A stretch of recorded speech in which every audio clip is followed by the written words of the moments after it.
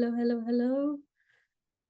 Wow, so I've got a very special interview today, and it's with Kruti Desai, who used to be a lawyer turned healer now. She's still a lawyer, of course, because no one takes the lawyer out of the lawyer because it's part of who the person is.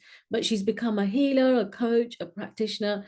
And today we're all here to celebrate Kruti becoming awarded as an EFT advanced practitioner.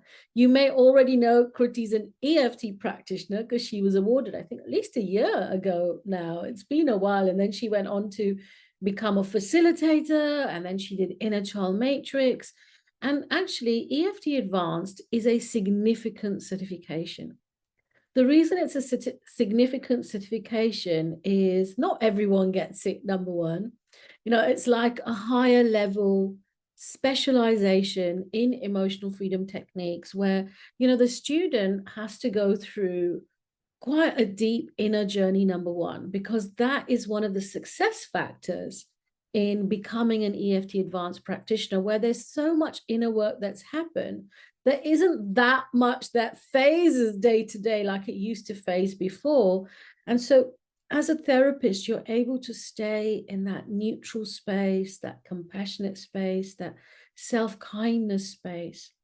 And the second really important pillar, and these are all the skills that Kruti has developed, is in the area of intuition. So we all have intuition. Everyone has intuition. You all have sixth sense. But the trick is trusting that sixth sense because, you can imagine in our education system, we're not trained to be intuitive. We're trained to follow steps. We're trained to answer exam questions. We're trained to have strong thinking. And so when all these skills are developed and we're rewarded for it as well. And so no one tells a child, hey, what does your gut feel say? And so then you have to learn about intuition, trusting intuition, going with the flow, letting go of any fixed ideas. And so Kruti's been on this journey where I had the great privilege of watching Kruti give a live demonstration to one of our alumni members. And she was so guided that she asked such potent and powerful questions that it opened doors for the client that would not have opened normally. And I feel that comes from surrender, being in the moment, and letting the flow happen. The third is that the EFT advanced group, they learn very fast techniques, advanced techniques, but they learn techniques where you don't really cognitively know what's happening before the change happens.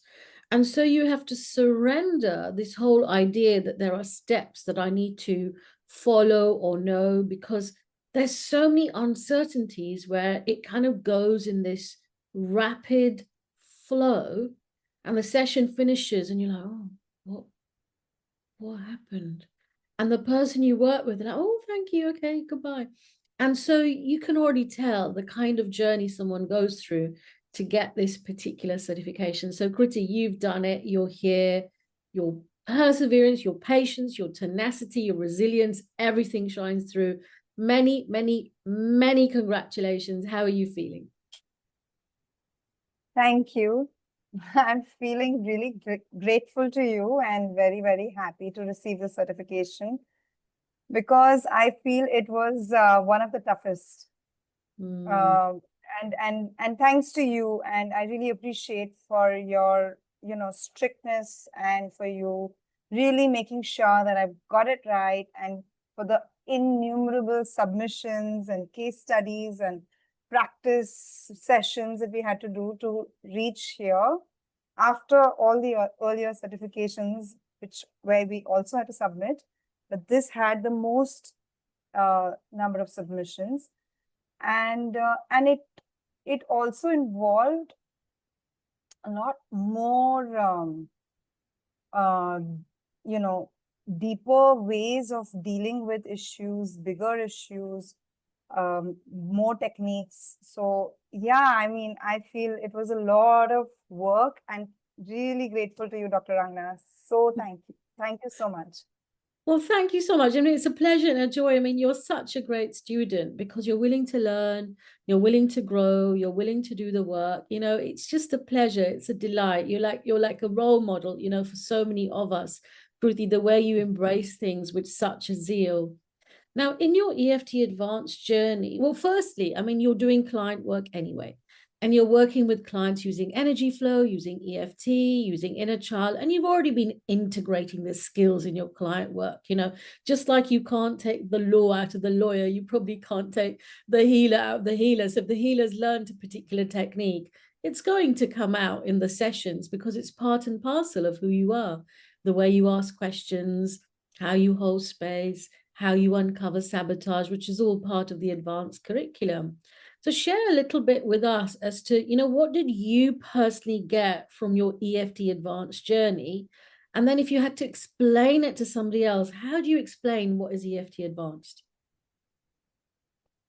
So, what I have experienced after doing EFT Advance is that you cut through a lot of the riffraff and you can go straight deep.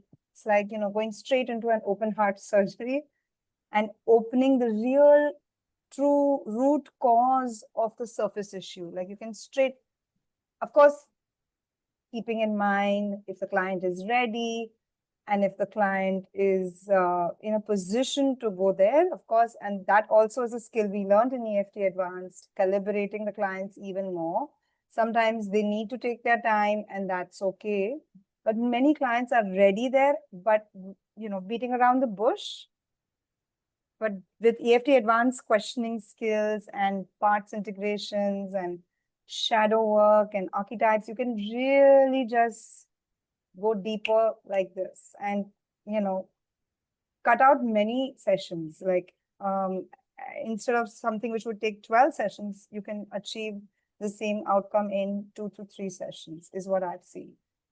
Wow, that's such great feedback. And I loved how you put that, how it kind of cuts through all the clutter.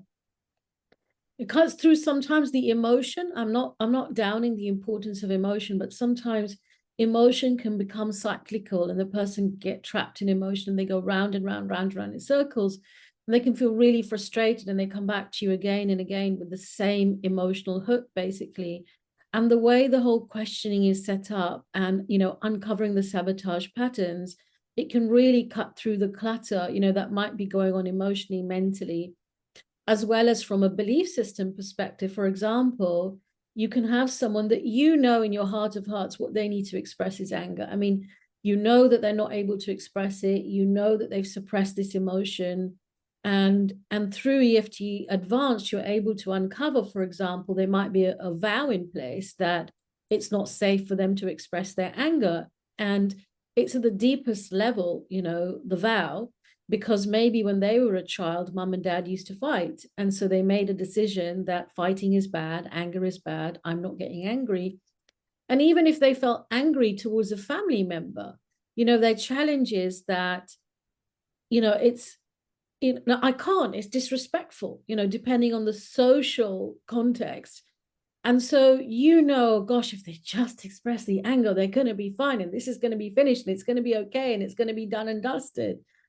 But you just can't go there because you have to pace it to where the person is at. And then EFT Advanced allows you to work metaphorically using pictures or using imaginary chairs or using aroma oils or working with different personalities, that you kind of get underneath the guard that's on the surface, like you said, and you get to what's underpinning it. But then it's like there's also no drama. So that's also kind of interesting, where, sometimes EFT is such a camera, lights, action kind of process. Like there's a nuclear bomb that goes off on the inside and boom, boom, boom, and that's big and it's huge. And then ICM, like there's huge realizations. And sometimes EFT Advanced feels like such a non-event, like, oh, huh, huh.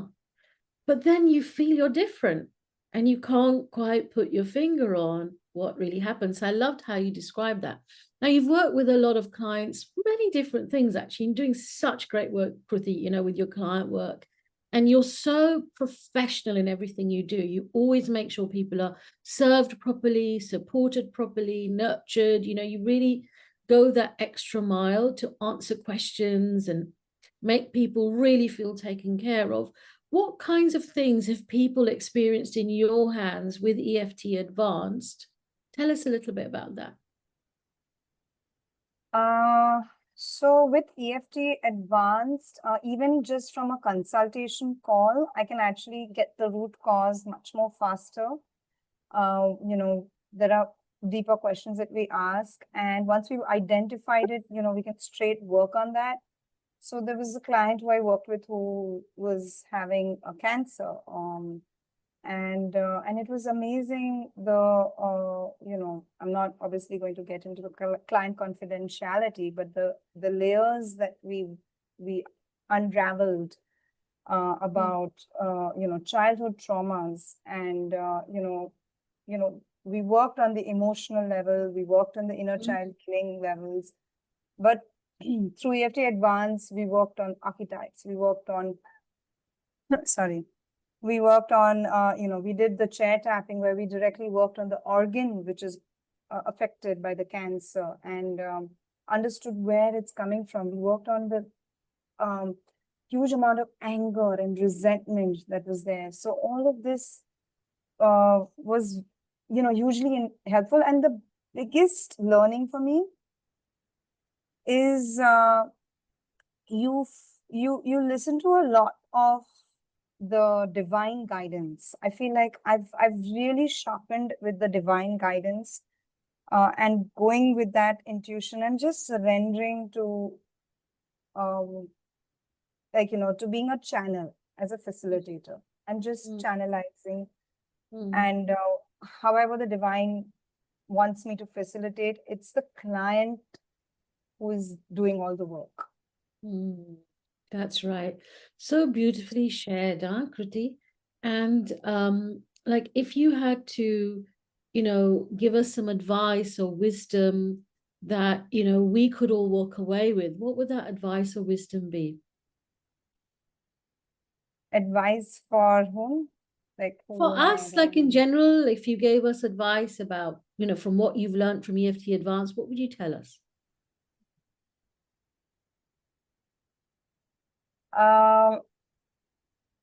For me, I think the biggest takeaway is not to control the session, not to be fixated on a positive outcome, not to be attached to the outcome, but just surrender to the divine guidance, and let the client and trust that the client will work on himself or herself to the extent that they're ready, and just trust the process. I think that's such beautiful wisdom for all of us, isn't it? For every human being to surrender and trust. And it's so easy to say those words, but in reality, when you've got a child and they're sick and they've got a cold, or someone's got their wife and the wife is in a bad mood, and and so you share the exilic of life, that this trust and surrender is it. Once that is there, there's peace of mind, there's calm, there's being able to tackle anything that life throws. Basically, it makes things flow with ease. So what's your plan for you? Because you're running classes as well now, and you're sharing all the kind of skills you've learned with groups. Like, what's your vision now that you've got this in your sort of toolbox? Like, what now? What is it you would like to do now? So, of course, along with my one-on-one therapy sessions, I want to increase my group sessions. Right now, I'm doing energy flow sessions, but I'm hoping to also do more of EFT facilitator sessions, because thanks to you, I've got the certification as an EFT facilitator. So conduct group EFT sessions so that I can reach out to as many people as possible who can benefit in helping themselves, with their emotional work, with their self-care, especially I really want to reach out to parents. My goal is to have every parent,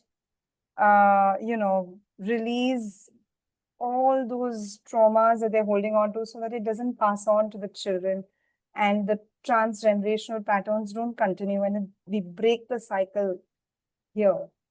Yeah, that's so true. And you're a parent coach as well, and you teach also, in this area of which can be so challenging for a parent to navigate. And I'd almost wish that for every pregnancy you got invited to your training course on parenting, so that whilst they're pregnant, they can, start to learn about those skills. And then, of course, weekly top-ups, for they've got a toddler now older, and then those teenage years that can make you go gray ever so fast.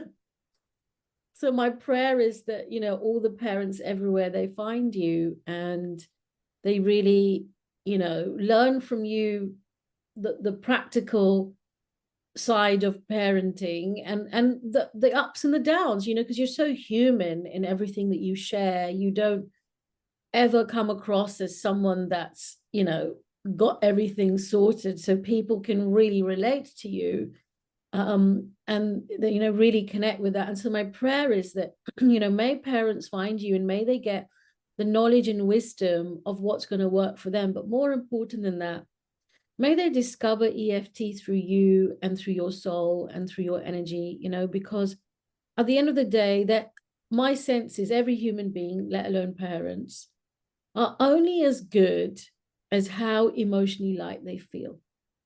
If as a human being, not just a parent, you're kind of filled up to here with stress and emotion, then what's going to come out?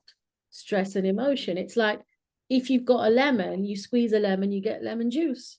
And if you've got a human body and a human body stressed, anxious, irritated, you squeeze a human body, what are you going to get? Stressed, anxious, irritated. Now, who's it going to squeeze all over? The people that squeeze them. I'm laughing just because I'm sure I've been squeezed and I put my stuff over other people, which is my own stuff for me to work on as a work in progress. That's why I'm laughing about it. And so, my prayer is that, there is this realization that, parenting is not about changing the parent. I think the parent is already perfect the way they are. But it's about giving that parent a space that they can have a stress-free existence. They can have an existence that is not cluttered with all the emotions of day-to-day life, because when you love your child, where is this clutter going to go? On the child, if the parent is not trained. Now, the child might be the reason for the trigger of the clutter. It's like you've had a hard day, you've come home, you're tired, you're frustrated, you had an argument with your boss, someone then accused you of something which you didn't do, and you came home, and then your kid was playing the video games, and you told them the week before, no video games, and you told them with love and compassion and kindness, and you explained it, and for whatever reason, the kid decided to pick up the video games. And it's like, it was the final straw now. Now, nobody ever wants to shout at a child. Nobody ever wants to scream or tell a child off, because the truth is that parent loves that child. But that parent was just there at the wrong time. The child was there at the wrong time, decided to do something. And in that moment, it's so hard. It's like, my child is just wanting to play in the video game right now. And I've been away the whole day. Haven't spent time with them. I'm not surprised they're not coming up to me and saying hello right now, because I've been so busy doing something else. So why don't I enter the child's world instead? Pick up a video game, whatever it's called, and play with them for a little bit, meet them where they're at, and then have the chat with them that, now, is it homework time? But it's hard to do if theory sounds great, doesn't it? But it's hard to do if you're old, So my prayer is that may parents find you, and may you be on a global stage. May you May you give conferences, may you go to conferences, may you present, may you share, may you teach, may you educate, and may you educate about the power of emptying the emotions, coming back to sort of ground zero, to being at a base level. And from that place, connecting with one's higher self and doing the parenting that feels right in the moment. Thank you. Thank you so much. Mm-hmm. I would also like to add one more thing as you were speaking. Another very big takeaway for me was the shadow work that we did, which opened up a lot of doors where I understood most of the time as parents, we get so triggered by our children's behavior. They're not listening to us, their misbehavior or their tantrums.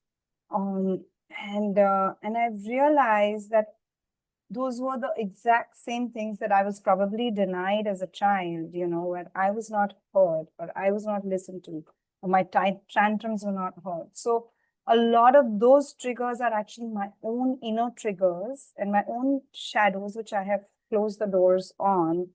And there's coming up over and over again for me to work on and release them and open those doors and accept those parts of me which I had shut. And when I choose to do that, it's much easier to see that it's not the child who's at fault, or it's actually my own triggers, and they're just being children. Oh, that's so profound.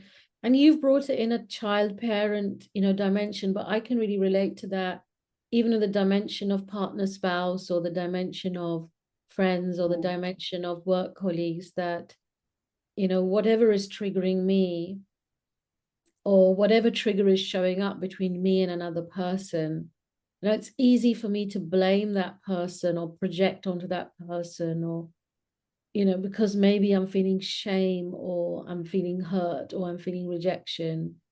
And it's so hard sometimes in that moment to own all those emotions. And it's easy to, push it onto somebody else and project it versus, pause for a moment and say, hang on a minute, what is the mirror between us?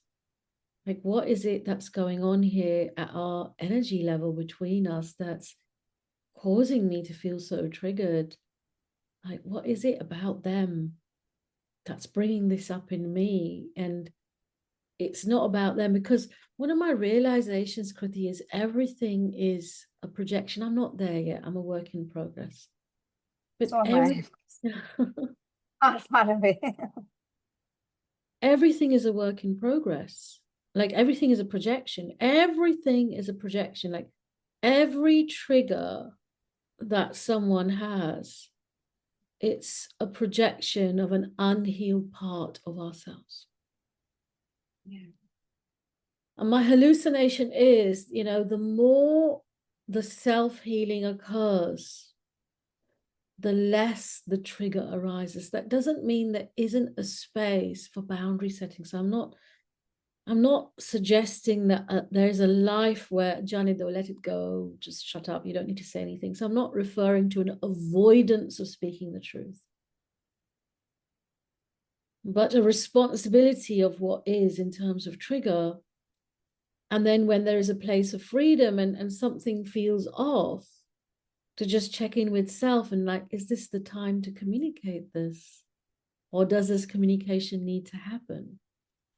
And then to follow through on that. So upsetness may still occur from the other, inward.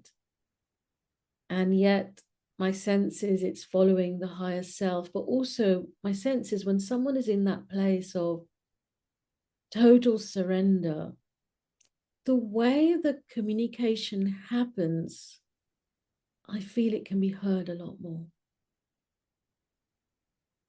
Yeah. So, Kruti, I can't thank you enough. I mean, you are such a delight. You hold such a beautiful space, and you've really, put yourself through it in terms of your own growth and development. I only wish you the highest and best, and wish all abundance and love to you, to your family, your loved ones. And on this weekend, we're going into Diwali as well. So wish you many, many, many wishes for that. Many, many congratulations. Thank you, and wish you the same. Thank you. For those who joined us, you heard what Kruti had to say, and you also got, you know, the clarity with which she speaks and communicates, and the clarity with which she owns what is. And so if you are a parent, and, you know, whether you're working or you're not working, but you find that you're getting triggered, and, you know, and you're working professionally, you know, and therapy is just not the right thing for you, because, you know, you're not requiring therapy per se. It's not like, you know, you're pretty much there, and you're high functioning, and you're doing very well, and you're doing well in your career, and you've got children, and they're growing, and you've got teenagers, but it just really makes you feel uncomfortable. You feel triggered, you know, you're not able to get through to them, and it's causing tremendous pressure on your life. And you are someone that really wants to invest in you. You want to invest in your growth, your development. You don't need to be healed per se, but you just want to feel lighter, more peaceful, more in control. But more than that, be a really good human being. You know, like you're someone that's spiritually oriented, you're into growth, you're into personal development, you want to do the work, you want to turn the torch within. You know, I'd say Kruti, and this work is ideal for you. I know you're out there, and I know you exist. You just don't know Kruti exists. So my prayer is through this live that you find out about Kruti, get in touch with her, share your story with her. She holds a very confidential space, no matter what level in the organization you are. And then just figure out, you know, how you can unravel and find a way forward. And if any of her classes are suiting your timings, that's a great place to kind of get plugged in, to learn. It's a sort of a lower investment for you versus one-to-one to begin with. And it just kind of eases you into it. And then you can move to doing some of the sort of deeper transformative work. So if you guys are out there, I call you with all my heart, get in touch with Kruti. If you're on this call, please type me below so Kruti can be directly in touch with you. Take care of you. Take care of everyone that joined us today. Wish you all love and success. Bye-bye, everybody who joined.